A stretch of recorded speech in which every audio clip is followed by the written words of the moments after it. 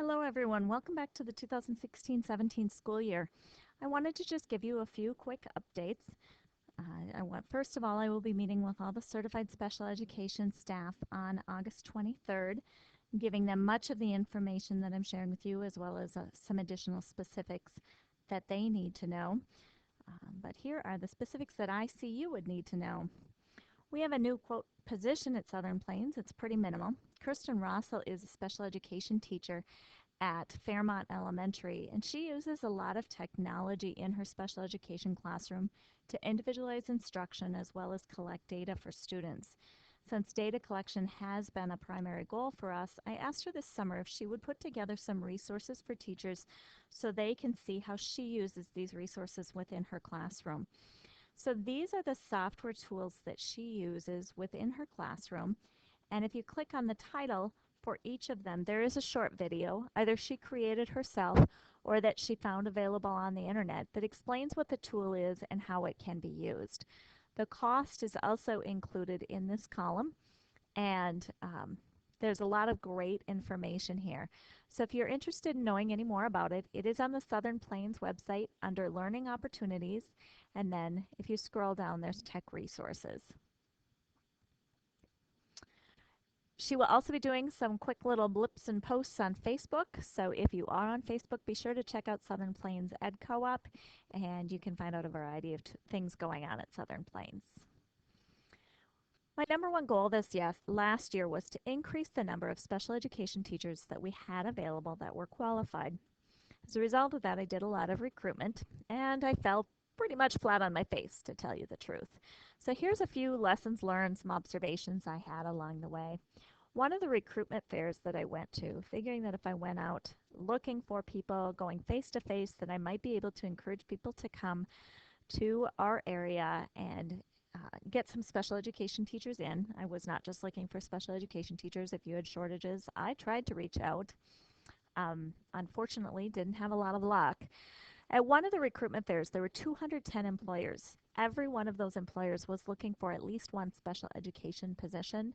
Many of them were only looking for special education. Um, and there were about 500 candidates that were there. 7 of those people were licensed in special education. So we clearly didn't all walk away with licensed people. There was a co-op, or an AEA is what they call it, south of us in Iowa, that is offering $15,000 for people to work in their setting 4 positions, so similar to our Winnebago programs, and they are experiencing an equally difficult time hiring special education teachers. I also figured that things were significantly worse, and I would agree that things are significantly worse in our area than they are in the metropolitan area. But in a long conversation with the Southeast Metro in Shakopee, they also are having a very difficult time hiring qualified people to come into that area. The reality is there just aren't a lot of people available. One of the good things I found this year was that, well, I don't know if it's a good thing, but the reality was I don't know there's a lot we can do about it. As Stephanie and I were trying to hire people for Winnebago, what the responses I got was that the pay was great. We had a great team of people. They thought that it would be great to work with them. And we had some exciting things going on in Winnebago, and they were excited to work with that. However, number one reasons that people turned us down was either they wanted to go to their hometown or they wanted to go to the bright lights and big city and be in more of a metropolitan area. And that's really just not something that we can fix. Related to Winnebago, I do want to give you some updates. As you're aware, we moved all of our programs into the Winnebago School building last year, and it has been great. It has been wonderful to have an entire building for our use um, and not have to worry about other people coming and going. It also has been great to have all of our programs together and has certainly made things a lot better for students as well as for staff.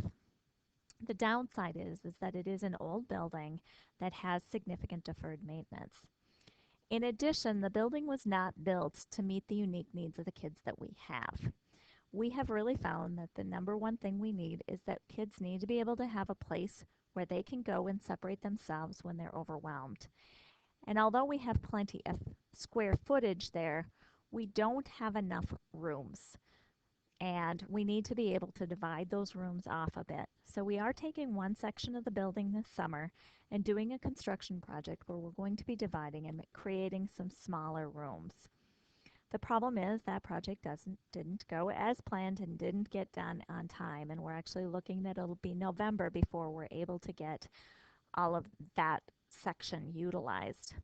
That is creating some significant concerns about safety issues for students and staff, and we will be very selective about which students we're able to take in there um, this fall until that project is done, because we need to ensure that all students and staff are safe. If you have significant concerns about that, I do ask that you talk to your superintendents about that, but we will do all we can to make sure the needs of all students are met. One of the things that I'm doing this year about the shortage of special education teachers is bringing information about licensure programs to our area that would work online. Morehead State University has their entire administrative program available online.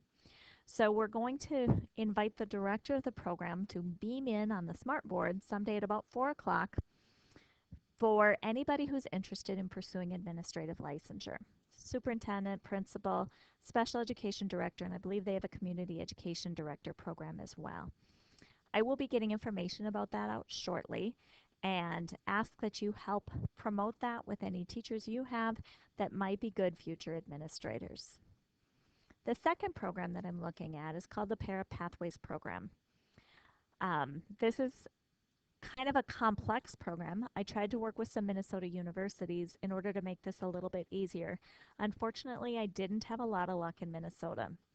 So what the program will look like is the individuals would get their associate's degree through Minnesota West, which is available online, and that would transition them into Fontbonne University out of Missouri, which again has a Para Pathways program available online, and we hope to have that informational meeting about that.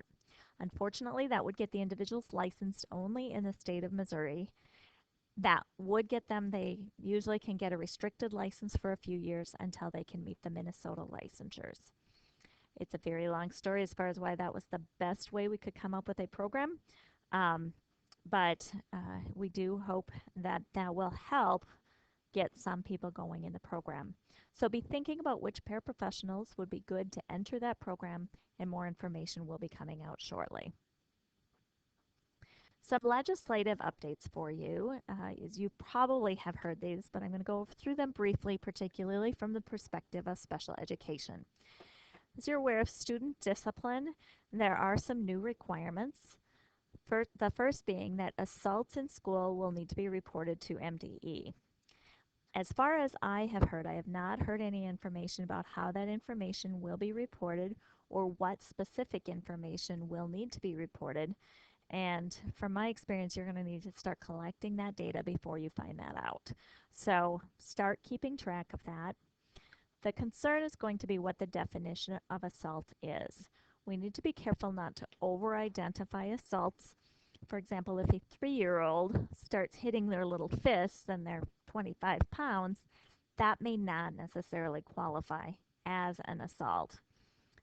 Particularly because there's a second piece of this where the teachers have a right to know if a student has physically assaulted a district employee. If a 3-year-old is frustrated and unable to communicate appropriately, we wouldn't want to have that follow them all the way until they are a senior in high school. But overall, I don't think this will significantly change the way we are doing things. We already have similar requirements, and I don't think you're going to find that that makes a significant difference. The last piece is that the teacher of record shall have general control and government of school and classroom. I find that interesting because each of the teachers have complete control of the school. So the humor of how those things come about. But my concern becomes the teacher may remove students from class for violent or disruptive behavior. I think most of our districts already follow that, and it won't create a significant difference. However, occasionally we'll have a teacher who is very adamant that certain students are just extremely disruptive, and they really end up frankly holding a grudge against specific students. If that was the case, that could become a problem if, let's say, the student skips into the classroom at the beginning of class and the teacher says, "You're out of here." And if that happened on a regular basis, that could start impacting a student's least restrictive environment and even the requirement that they receive a free appropriate public education. So remember to keep in mind that the United States government is based on the Supremacy Clause, where the federal law would supersede any state statutes. So really, because the federal law was written to create the least restrictive environment in the free with a free appropriate public education, which is written in the form of an individual education plan, the IEP really would supersede what state statute says in this case, as well as the fact that we need to be aware that if a student is being removed consistently from a classroom, even if it's in conformity with the IEP, we need to address that issue, and we would need to um, change that IEP and address the concerns about why that child is being consistently removed from one classroom. Other requirements are that there is suicide prevention is now required for Teacher Minnesota relicensure. And a reminder to you that we do have myinfinitec.org. You can go to that site. Up at the top, it will say register if you have not registered or sign in. Under the online classroom, you can scroll down and there's the Minnesota Teacher Licensure required credits. These are courses that are available specific to Minnesota Teacher Licensure. Several that were added this past year was because of the additional requirement for learning about English language learners in the classroom. And there is even a specific requirement when administrators renew their license that they need to have specific coursework related to that. So for example, this course would meet that. You can click play video, watch the course, take a quiz, and for some of these, they would actually get you a Minnesota approved, the Board of School Administrators certificate. So if you have any problems with those or need any additional information, be sure to contact the Southern Plains office and Megan or I can help you out with that. I don't believe suicide is in that list of courses right now, but it will be within the next year. So be watching for that if anybody needs that requirement. The other requirement is that districts must report a summary of efforts to screen and identify for dyslexia and convergence insufficiency disorder.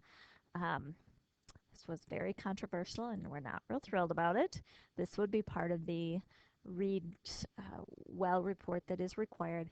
This is not special education related. If a student is identified with dyslexia or convergence insufficiency, they would not be required. They would not qualify for special education necessarily. These two things do not align, but I am concerned that people will perceive it that way. As far as how you're going to screen and identify, I am hoping additional information comes out about their MASA or the Minnesota Department of Education or the School Board Association, somewhere where we have some additional ideas of how to screen for that. Some changes going on in the area of transition.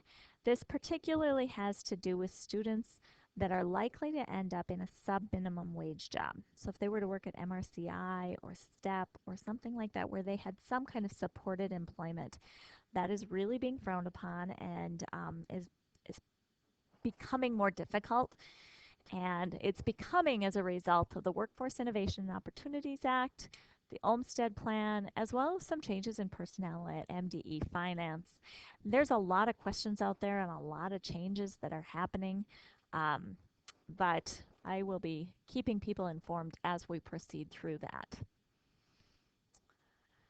This year, we are in this group called Group D. This is the Minnesota Department of Education monitoring schedule. With being in Group D, that means the 2016-17 school year, we are in self-review.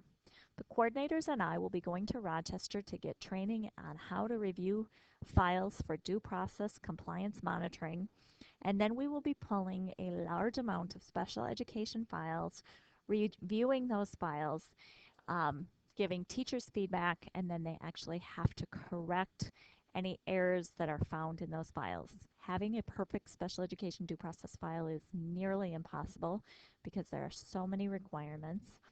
Um, but I do want you to be aware that this is going on. This will take quite a bit of time of the coordinators as well as the special education teachers. And if you are curious about this process, would like to see what a file review looks like, you are welcome to join us. I'd be happy to give you some information. Unfortunately, you can't go to the training in Rochester because we are limited in space, but you're welcome to come in, or we'd be happy to sit down with you and show you what that looks like. We have been very frustrated with this process and feel like it has weighed very heavy on whether you dotted every I and crossed every T. The federal government is really pushing something called results-driven accountability. And we have a long ways to go in the state of Minnesota, but they are working towards this process. They have said that this year we probably will not have any significant changes in that, but they are working on changing some things where we won't have to focus as much on paperwork and we'll be looking more at actual student programming. But we will wait and see what that looks like. I've attached for you some technology procedures. Over this last 6 years, it's taken me some time to kind of figure out what the past practices were, as well as some questions that came up this year. So I wrote up this type of procedures. Basically, what it says is that if you have special education teachers that work within your district that you employ, you would be obligated to meet all of the technology needs of those teachers, update their computers just as you would any other teacher within your building, and provide technology support, software, that kind of thing for them.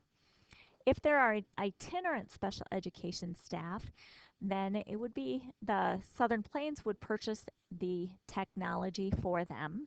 We would ask that you would help get them access while they are there, such as getting on the internet, access to a copier, that type of thing. Phone use within when they are within your building.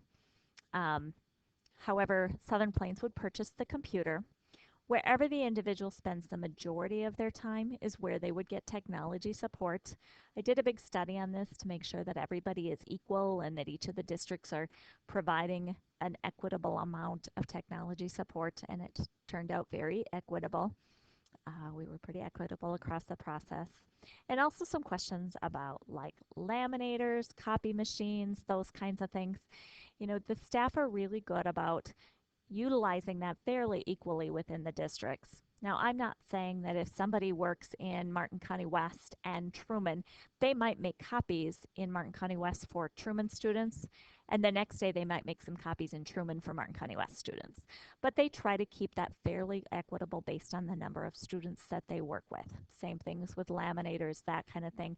It would be expected that you would be providing that kind of support for the students that are within your buildings, and sometimes there's a little bit of give and take within that. If you do have any questions or any concerns about that, certainly let me know. That's all I have for today. If you have anything else, I hope you have a great start to the school year. I hope you're having a good time hiring paraprofessionals. I should throw this in quick.